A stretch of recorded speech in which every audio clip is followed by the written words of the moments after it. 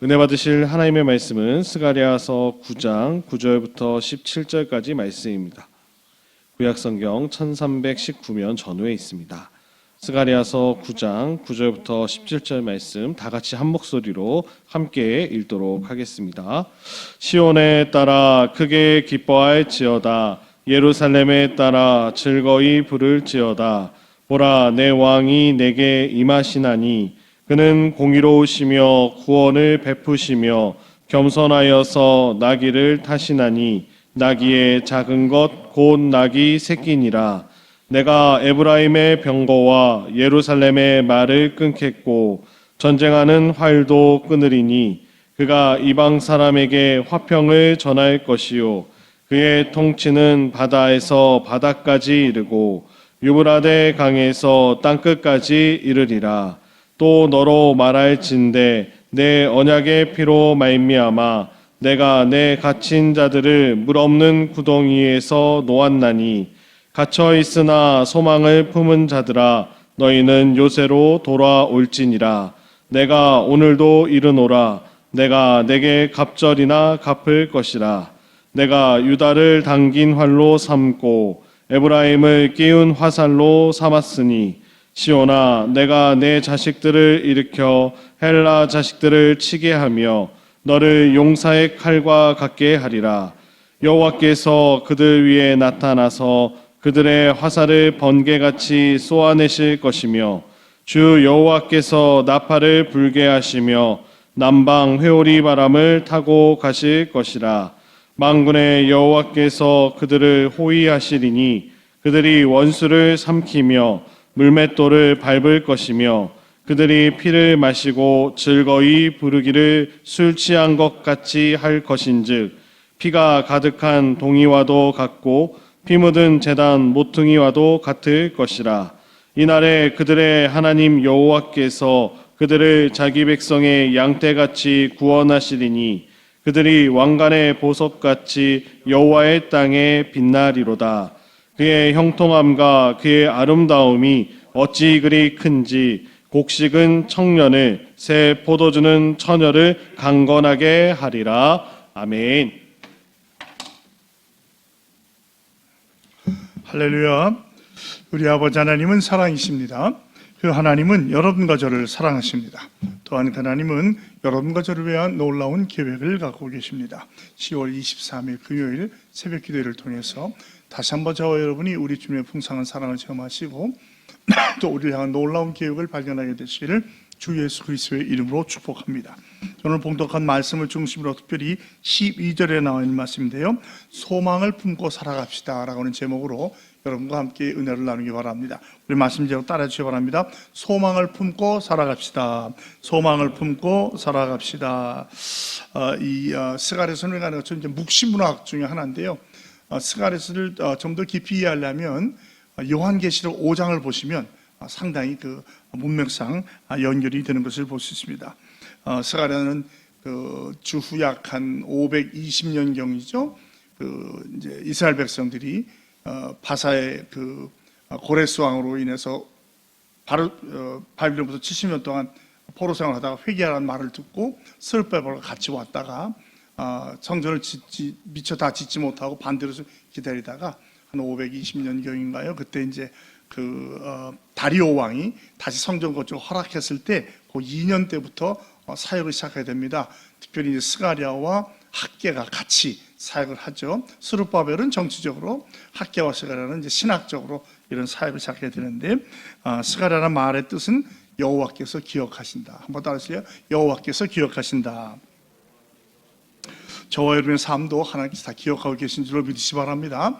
하나님께서는 숨겨진 게 없어요. 사람은 몰라줄지 모르고 사람은 잊어버릴지 몰라도 하나님 다 기억하시고 여러분 형편과 사정대로 도와주시고 인도해 주시는 줄로 믿습니다.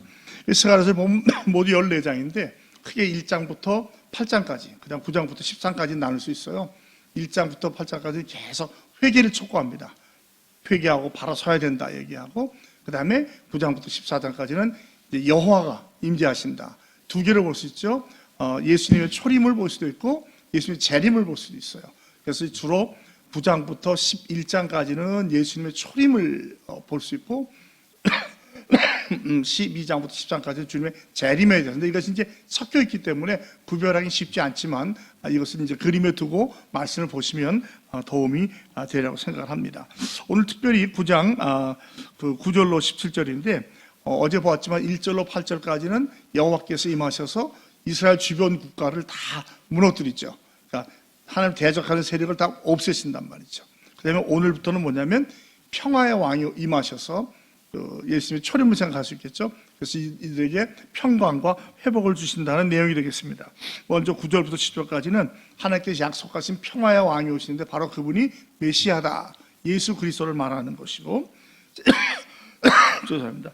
11절로 17절까지는 그 메시아는 언약을 지키신 하나님, 약속하신 것을 그대로 지켜주신 하나님의 것을 말해주고 있습니다. 먼저 9절에 보면 시온에 따라 기뻐할지어다, 예루살렘에 따라 즐거이 부를지어다. 즉 하나님께서 메시아를 보내주시면 그 압제당했던 그들이 큰 기쁨과 승리의 찬양을 부르게 된다고 말하면서 보라 내 왕이 내게 임하시나니 공의로우시며 구원을 베푸시며 겸손하여서 나귀를 타시나니 나귀의 작은 곳 나귀 새끼인지 어서 많이 들어본 것 같죠? 어디서 들어본 것 같아요? 예루살렘이 예수님께서 예루살렘 입성할 때 각 복음서에 이 말이 그대로 나와요. 이걸 인용해서 주님께서 예루살렘 입성할 때를 맞춰주는 거죠. 그러니까 주님이 나귀를 타신 게 당시 타고 싶어서 하기보다는 예언된 그대로 오신 거예요. 주님이 오시로 말미암아 100수십 가지의 예언이 완성됐는데 그 중에 하나가 바로 나귀를 타고 오시는 거예요. 근데 이 예수님의 특징은 뭐냐면 공의로우시다, 구원하시는 분이시다, 겸손하신 분이시다. 그리고 10절에 보면 평화의 왕이시다. 즉 주님의 모습을 이렇게 표현하면서 우리도 메시아를 닮아간다면, 제자로 산다면 이런 삶을 살아야 되지 않을까. 공의로운 삶, 구원을 전파하는 삶, 겸손한 삶, 그리고 평강을 나누는 삶을 사시는 저와 여러분이 되기를 축복합니다.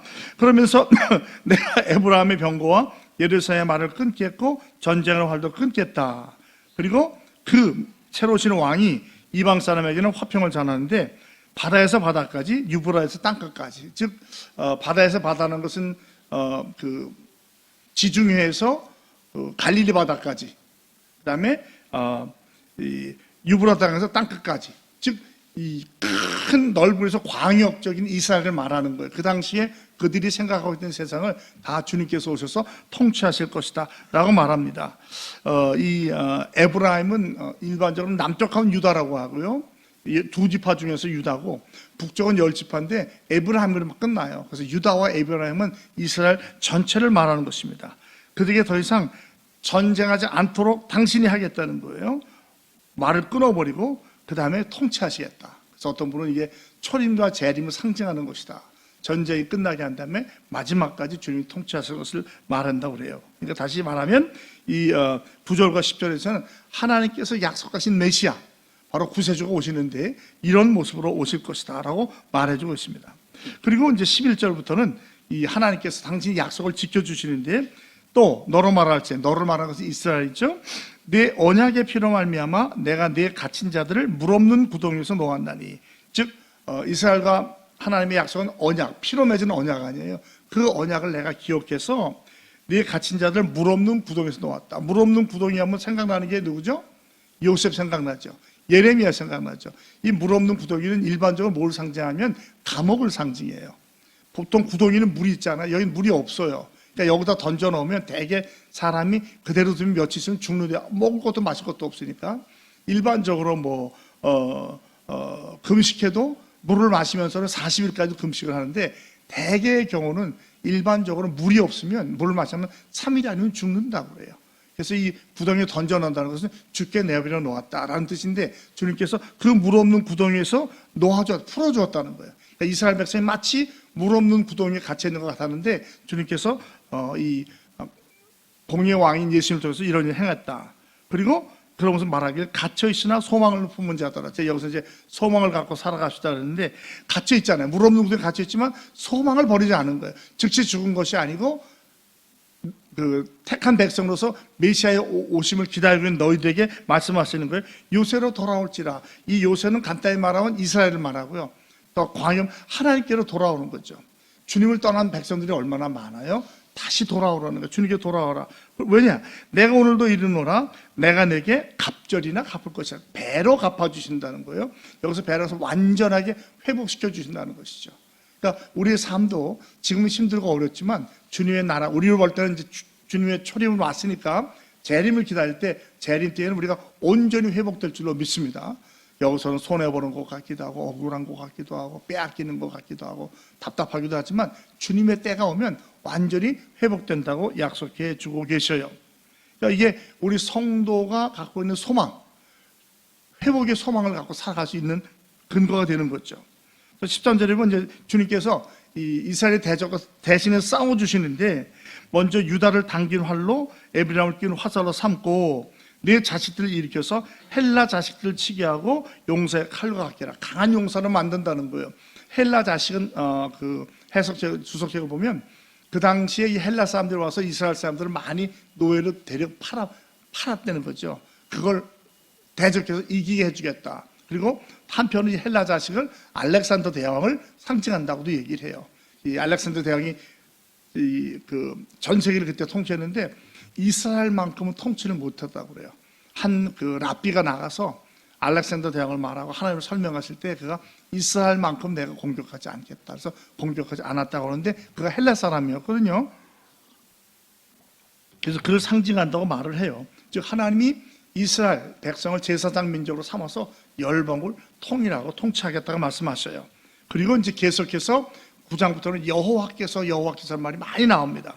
14절 여호와께서 그들 위해 나타나셔서 화살을 번개같이 쏘아내시고 나팔을 불게 하시며 남방 회리같이 타고 갈 것이다. 자, 주님께서 전쟁을 해주시는데 화살을 번개같이 쏘게 하시고 또 나팔을 불게 하시고 승리의 나팔이죠. 그다음에 바람이 남방 회오리가 오는 같이 일반적으로 남방에서 오는 바람은 굉장히 센 바람을 말해요. 영어로 말하면 storms of the south, 남쪽에서 불어오는 태풍과 같이 그렇게 전쟁을 이겨주시겠다는 상징적인 말이지만 굉장히 무서운 말이죠. 순식간에 하나님께서 역사를 해주신다는 거죠. 즉 주님이 심판하시면 대적할 자가 아무도 없다는 거예요. 그러니까 우리가 항상 하나님 편에 서서 지금 그렇지 않은 것 같아도 주님의 역사를 기다릴 때 주님께서 역사하시면 순식간에도 이런 일이 일어날 줄로 믿습니다. 15절 만군의 여호와께서 그들을 호위하신다, 보호해 주신다 그래요. 14절에는 나타나시겠다, 15절에는 호위하시겠다, 그 다음에 16절에 구원하시겠다. 하나님의 역사입니다. 나타나셔서 보호해 주시고 구원해 주신다는 거예요. 원수를 삼키고 물맷돌을 밟으며 피를 마시고 즐거이 부르기를 술 취한 것 같이 한즉 피가 가득한 동이는 그릇의 그릇, 우리 동이와도 같고 피 묻은 제단 모퉁이와도 같을 것이다. 조금 무섭죠. 막 피를 마신다는 게 무슨 뜻인데 그 당시에는 전쟁에 이기면 그 원수들의 피를 그릇에 담아가지고 제단에 뿌렸다고 그래요. 그러니까 이 불로 태움으로 말미암아 우리가 승리한 것을 나타냈다고 그래요. 우리 생각에는 어떻게 그럴 수가 있는가 하는데 그 당시의 중동의 문화는 그것이 승리를 상징하는 것이었어요. 그래서 이것을 통해서 바로 하나님이 이기셨다, 하나님 승리하셨다는 걸 이스라엘 백성이 깨닫고 제사를 드리되 원수의 피를 가지고 이렇게 하며 제단 모퉁이와 같이 하겠다라고 하는 거죠. 그러니까 하나님이 말씀하시거나 심판하시면 그대로 일어나는 거예요. 우리가 볼 때는 아직 아닌 것 같지만 하나님의 때가 되면 하나님 말씀하시면 당신의 역사를 이루어 주시는 줄로 믿습니다. 보호해 주시는 거예요. 그 다음에 이날에 그때에 그들의 하나님 여호와께서 그들을 자기 백성을 양떼같이 구원하시리니 왕권의 보석같이 여호와의 땅에 빛나려다. 양떼, 주는 목자시고 우리는 그 양떼 아니에요. 그러니까 그 선한 목자가 양떼를 이끌듯이 생명을 바쳐서 이끌어 가시면서 구원해 주시는데 왕권에 빛나는 보석과 같이 여호와의 땅에 빛나겠다. 즉 왕권의 보석은 일반적으로 거의 최고의 영광 아닙니까? 왕이나 왕비가 왕관을 쓰고 나타날 때 그 보석을 보면 뭐 거의 모든 사람의 눈이 거기에 집중하잖아요. 그렇게 세상으로부터 주목받게 인정받게 해주신다는 거예요. 그러니까 이때는 주님의 초림으로 이스라엘 백성이 그렇다고 한다면 우리로 볼 때는 이제는 주님의 재림으로 하나님 택한 백성이 우리가 그렇게 된다는 것이죠. 지금은 지는 것 같고 약하지만 주님이 다시 오면 택한 백성들은 왕관의 보석같이 하늘의 별과 같이 빛나게 될 줄로 믿습니다. 또 이들의 형통함과 아름다움이 어찌 그리 큰지 곡식은 청년을 세포도는 처녀를 강건하게 해라. 하나님의 역사하시면 물리적으로 이 청년과 처녀는 백성을 말하는 거죠. 이들이 아주 강건하게 된다는 거죠. 하나님의 역사를 통해서 풍요롭고 풍성한 삶을 누리게 된다는 거예요. 비록 우리가 현재로서는 원하는 만큼 누리지도 못하고 좀 부족하고 불편할 것 같지만 주님의 나라가 임할 때에는 놀라운 역사가 일어날 줄은 믿습니다. 또 좀 우리 삶에 본다고 하면 비록 내가 물질은 부족할지 몰라도 예수 만나고 성령 받으면 어때요? 그 안에 기쁨과 감사가 있잖아요. 세상 것 별로 부럽지 않잖아요. 그러니까 우리가 성령 받으로 말미암아 이것을 이 땅에서 누려갈 수 있다.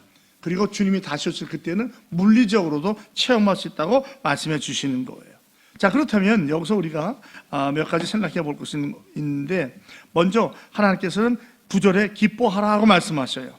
그 다음에 12절에는 돌아오라라고 말씀하셔요. 그 다음에 빛날 것이라고 말합니다. 그러니까 지금 상황은 힘들고 어려울지 몰라도 반드시 이루어진다는 거예요. 이스라엘 백성이 바벨론 포로로 70년 갔지만 돌아서 회복하게 되고 그 후에 성전이 재건되는 것처럼 우리 하나님 나라도 주의 백성도 회복된다는 것이죠. 그럼 우리가 기뻐할 수 있어요. 그리고 항상 주님 품에 돌아오시면 돼요. 여러분 멀리 갔다가도 주께로 돌아오면 회복시켜 주십니다. 많은 경우에 갔다가 안 돌아오려고 하니까 문제지 돌아오면 반드시 회복시켜 주셔요. 부모님의 사랑과 같죠. 자녀들이 엄마 아빠 떠나 있다가도 돌아오면 받아주잖아요. 정말 잘못된 부모님이나 아주 원수 척진 부모가 아니면 자기 찾아오는 자식을 안 받아주는 부모가 어디 계세요? 받아주신단 말이에요. 그 다음에 빛나게 해주시겠다, 구원해 주시겠다는 거죠. 이게 하나님 우리에게 주신 은혜입니다. 그리고 그 주님께서 나타나셔서 우리를 보호해 주시고 구원해 주시겠다는 거죠. 그러니까 주님의 구원의 역사는 항상 말씀을 통해 일어나는 줄로 믿습니다. 자, 그러면 오늘은 제가 말씀드린 것처럼 이제부터 9장부터 14장까지 여호와의 날, 메시아를 얘기해 주거든요. 여호와를 통해서 메시아의 나타남을 얘기해 주고 있는데, 과연 메시아는 어떤 분인가? 이미 나와 있는 것 세 가지를 요약해 본다면 구원을 이루시는 겸손한 왕이라는 거죠. 주님 그래서 나귀를 타고 들어오셔서 여기에 예언된 말씀을 통해서 사복음서에 다 예루살렘에 입성하실 때 겸손히 나귀를 타고 갔다. 근데 나귀는 일반적으로 평화와 겸손을 상징합니다. 전쟁에 승리할 때는 말을 타고 들어갔지만 평화를 상징할 때는 나귀를 타고 다녀요. 그래서 제사장들도 많은 경우에 나귀를 타고 다녔다는 말을 하게 되죠. 자, 이 주님은 어떤 분이십니까? 의로운 분이에요. 공의. 의로움은 하나님께 와 있죠. 우리가 주님의 공의를 따라가자는 인간은 그렇게 못하지만 주님은 예수님은 하나님의 공의를 그대로 이루어 주셔요. 그래서 주님을 신뢰할 수 있어요. 선악간에 분별하시고 판단해 주신 주님을 믿으시 바랍니다. 내가 비록 세상에서 억울해도 너무 낙심하지 마세요. 세상적으로는 억울할 수 있어요. 그러나 주님의 때가 되면 주님의 나라가 임하시면 반드시 선악간에 판단해 주실 것입니다. 그 다음에 구원을 완성하시는 거예요. 이미 구원 받았지만 그 완성을 메시아가 재림하시는 말미암아 완성되면서 우리는 천국으로 가게 되고 믿지 않은 자는 지옥으로 떨어지게 되는 거죠. 그리고 이 주님은 겸손하셔요. 섬기시는 자리입니다. 그러니까 주님은 결코 이 땅에 오셔서 막 왕이라고 막 시위하시지 않으셨어요. 겸손히 사람의 모습으로 봤는데 종의 자리까지 내려가서 십자가 자리를 죽기까지 하시고 말미암아 주께서 그를 모든 이름 위에 가장 높은 이름으로 세워주시고 결국에 모든 백성이 각 나라와 족속과 백성과 방언이 주님을 예배하게 만들었잖아요. 바로 겸손입니다. 그러니까 저와 여러분도 교만하지 마시고 겸손하시기 바랍니다. 겸손이 최선의 방책이에요. 하나님이 계속 겸손한 얘기만, 교만한 자를 멀리하시고 겸손을 가까이 하시고 교만한 자는 대적하시고 겸손한 자는 긍휼을 베킨다고 그랬잖아요. 신앙생활에 교만처럼 사실은 꼴불견이 없어요. 이게 얼마 다녔네, 나 몇 년 빚었네, 나 무슨 직분 받았네, 나 뭐 했네. 앞에서 말은 안 할지 모르지만 그런 사람은 사람들이 가까이 하지 않습니다. 네, 그러시군요. 체면이 있는 사람은 그냥 그리고 돌아서 버려요. 그다음 가까이 안 해요. 어떤 사람은 막 대들고 싸우려고 하지만 대들면 싸움이 되니까 그렇게 안 기뻐하시는 거예요. 이 세상도 마찬가지예요. 누가 교만한 사람을 좋아합니까? 그 사람이 돈이나 명예나 권세나 재물이 있을 때는 마지못해 그런 거 하는 것 같지만 돌아서면 아는 척 안 하거든요. 그러니까 우리 신앙도 마찬가지예요. 얼마나 연료가 있었지, 어떤 체험을 때 항상 겸손하게 신앙생활 하시는 저와 여러분이 되기를 주님의 이름으로 부탁드립니다. 그리고 나귀를 타고 오신다. 평화의 왕으로 오셔요. 주님은 우리에게 평강을 주십니다. 어떠한 상황 속에서도 여러분 평강을 누리시고 평강을 나누시는 우리 모두가 되기를 축복합니다. 두 번째는 뭡니까? 구원과 함께 온 세상을 통치하시는 분이에요. 지금은 주님께서 어디 계시죠? 하늘에서 하나님 보좌 우편에 계시면서 우리 위해서 중보 기도하시고 우리가 있을 처소를 마련하시지만 이 땅에는 지금 누가 계세요? 성령님이 계시잖아요. 성령을 통해서 통치하고 계셔요. 지금 모든 인류의 역사가 막 어긋나는 것 같고 어그러지는 것 같고 뭐 지금 야, 이 한국이 어디로 가냐 하지만 결국은 그것도 하나님 손에 있는 줄로 믿습니다. 그러니까 우리가 믿고 의지할 분은 하나님밖에 없어요. 공의를 위해서 정의를 위해서 노력하지만 우리의 힘으로 되는 게 아니에요. 하나님이 하시는 거예요. 그래서 택한 백성들은 이런 상황에서 가장 할 수 있는 효과적인 방법이 뭐냐? 기도하는 거예요. 예배하고 기도하는 거고 주의 나라와 의를 구하면서 사는 겁니다. 때가 되면 하나님께서 또한 놀라운 역사를 이루어 주실 줄로 믿습니다. 주님이 다시 오시면 창조의 질서가 회복될 거예요. 또 선과 악 간에 심판하실 거예요. 모든 관계들이 회복될 겁니다. 왜? 우리는 사랑의 하나님이고 용서의 하나님이고 겸손의 하나님이시고 희생의 하나님이시기 때문에 그 성령을 통해서 우리가 작은 불꽃을 갖고 있지만 완전히 주님의 나라가 임할 때는 성령의 충만이 될 거거든요. 그때는 싸움도 미움도 시기도 질투도 없어질 줄로 믿습니다. 아직도 우리가 살아있기 때문에 인간적인 생각이 있기 때문에 계속 이런 어려움이 있죠. 종종 이날의 어려움을 보면서 뉴스를 봤더니 전 세계에서 부자들이 자기의 나라를 떠나는 율이 제일 높은 나라가 한국이라고 그래요. 지금 다 갑부들이 떠나는데 막 복잡하니까 뭐 세금도 그렇고 뭐 초세금 뭐 요즘 막 부동산 가지고 여야가 막 싸우잖아요. 야, 이게 어떻게 될 것인가. 그러나 우리 성도는 희망을 가져야 돼요. 아무리 힘들어도 하나님이 역사하십니다. 살아계십니다. 믿습니까? 하나님이 해결해 주시는 거예요. 그러니까 우리가 막 나서서 그런 분들이 필요하겠지만 우리 성도는 기도하고 주님의 때를 기다리는 거예요. 우리가 작은 미랄이 돼서 씨앗이 돼서 기도로 사랑을 심어가면 주님의 때가 되면 놀라운 역사가 일어날 줄로 믿습니다. 그 다음에 세 번째는 뭐니까 백성을 회복시켜 주시는 분이에요. 우리가 잃어버렸던 모든 시절을 하나님께서 반드시 회복시켜, 심지어는 늦둥이와 황충이 먹었던 시간까지 회복시켜 주신다고 하잖아요. 그러니까 어느 때 일어날지 몰라요. 우리 살아있을 때 일어날지 마지막 때 일어날지 모르지만 적어도 우리 하나님은 모든 것을 선악과를 판단하시고 공의를 세워주시기 때문에 그 주님을 믿고 나아갈 수 있는 거예요. 이 억울하다는 생각이 내 안에 들어와서 딱 나를 사로잡으면 그때부터 모든 게 올바르게 안 보여요. 다 당하는 것 같고 다 속는 것 같고 그렇게 돼요. 그러면 내가 온전한 삶을 살 수가 없어요. 종종 그런 분들 보면 우리 종종 보이잖아요. 화병에 있다든지 막 무슨 일을 당했다든지 해도 그걸 해결하지 못하고 술과 담배와 뭐 도박과 마약과 이런 거 하다가 그냥 인생을 비참하게 망쳐요. 가능성이 많은 분들이. 그러나 그런 분들이 예수를 만나면 어떻게 돼요? 다 주님께 내려놓게 돼요. 아, 이거 내가 해서 되는 게 아니구나. 하나님이 하셔야 되는구나. 맡기면 그때부터 행복한 삶을 살 수 있는 거예요. 저와 여러분 그런 삶인 줄 믿습니다. 살아가다가 왜 모든 것이 억울하지 않을 때가 있어? 왜 답답하지 않을 때가 있어요? 정말 내가 밖에는 이렇게 돼야 되는데 그렇게 안 될 때도 있어요. 절대 낙심하거나 분노하지 마시고 주님께 맡기세요. 우리에겐 기도라는 놀라운 힘이 있잖아요. 하나님께 기도하면 하나님의 때에 주님의 방법으로 주님의 장소에서 놀랍게 응답해 주실 줄로 믿습니다. 이 메시아는 지금은 예수 그리스도는 초림하셔서 33년을 사시고 부활승천하셔서 주님 곁에 계시지만 가시면서 성령 또 다른 보혜사를 보내주셔서 지금 우리는 성령 시대에 살고 있어요. 이 성령은 우리 안에 계시고 우리 가운데 계셔요. 아멘. 그래서 역사하시는 거예요. 그러니까 우리가 주님을 의지하고 주의 역사를 기대하며 사시 바랍니다. 예수님과 하나님과 성령님은 한 분이에요. 그분은 어떻게 되십니까? 바로 겸손히 우리를 구원해 주시고 우리에게 평화를 회복시켜 주시고 치유해 주시는 분입니다. 이걸 믿으시고 우리 안에서 이러한 체험을 하시고 내 안에 치유와 회복을 경험하시면서 더 나아가서 우리가 주위에 있는 연약한 지체들 이런 것을 나누며 살아가시는 인천역의 모든 성도들이 다 되시기를 주 예수 그리스도의 이름으로 축복합니다. 하나님 아버지 고맙습니다. 지금은 모든 것이 불완전하고 참 언제 이것이 회복될까 안타까운 마음이 있지만 성경 말씀을 보면 주님의 때가 되면 반드시 초림하셨던 주님께서 재림하시고 선악간에 심판해 주시고 우리를 주님의 나라로 인도해 주실 줄로 믿습니다.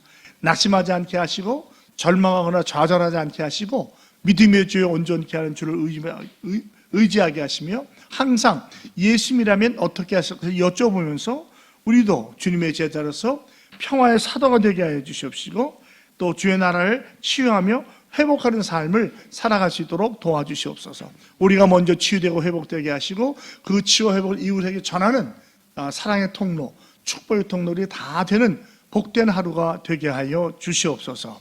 예수 그리스도의 이름으로 간절히 축복하며 기도합니다. 아멘.